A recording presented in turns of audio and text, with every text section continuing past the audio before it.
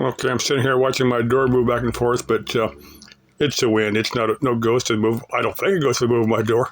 I watch out outside and got my big window open. I can see the wind kicking up a little bit, and it's actually pretty nice. It's cooled down. It's like about 95 out today, and it's actually cool now, but actually very nice. The main thing I want to comment on is for Nigella for me. Pretty sure her name is Laura. Our YouTube channel is Nigella for me, but she was talking about this little baby that lived a very, very short period of time in the latest video.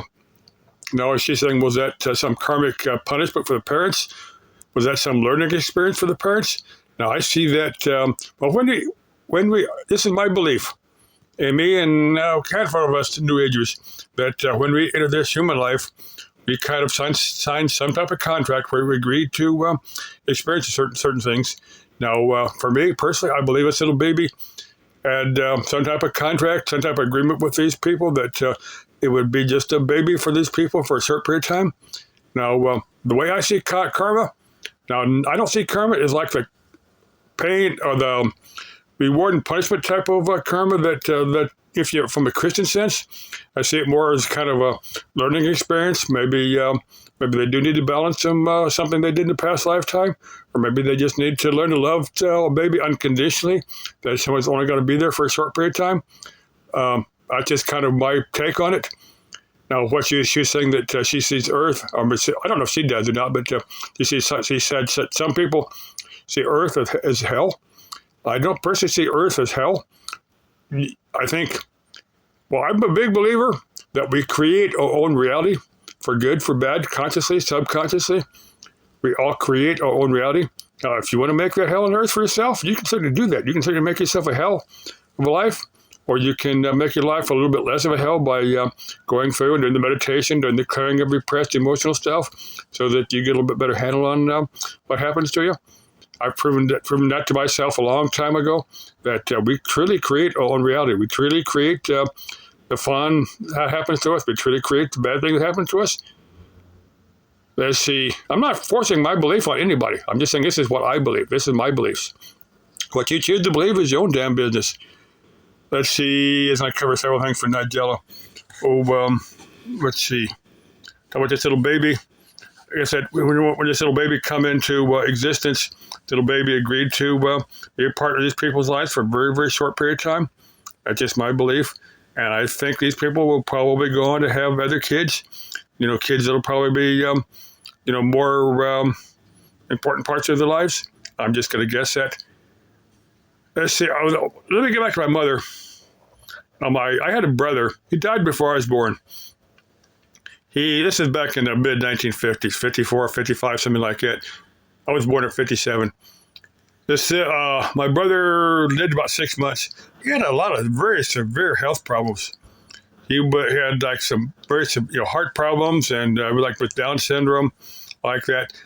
I mean, if he's born today, yeah, the doctors could keep him alive, but he would have such a miserable life that it's probably better not to have. Probably not to be born like that, because his quality of life would have been terrible. I'm thinking he probably has reincarnated. He could be alive today, living some other life somewhere. I don't know. Just my thoughts. More than likely he is. More than likely he has lived some type of life. Now, Nigella was talking about her father having been taken captured by the Nazis. Now, my father did serve in World War II.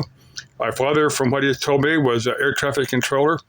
He had, for the first part of that World War II, he was air traffic controller in Brazil.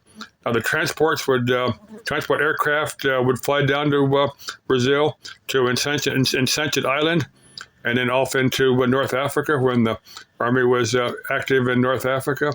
The Nazis were messing around in North Africa, and the Allied forces kicked him out of Africa. My father, second half of World War II, my father was in the Philippines. He said that at night they would sleep under the aircraft wings. He said at night the Japanese would come up. There's a few Japanese held out. This is after the U.S. forces had invaded there, and it had pretty much taken over. But there was a handful of Japanese, and was still hanging around. They were still gasoline out of the jeeps at night, and it was just a bit scary thinking that these guys were messing around out there. I guess there'd be a bunch of these guys. Probably some guy would probably stand watch over, not just to make sure that they didn't get surprised by somebody. Let's see. I was going to say I missed Vietnam by about 2 years. Now Nixon ended the draft when I turned 16. I wanted to join the Air Force when I turned 18, but my mother talked me out of it. I think I've covered that a few times. Let's see. I was going to cover a few things for Nigella for me.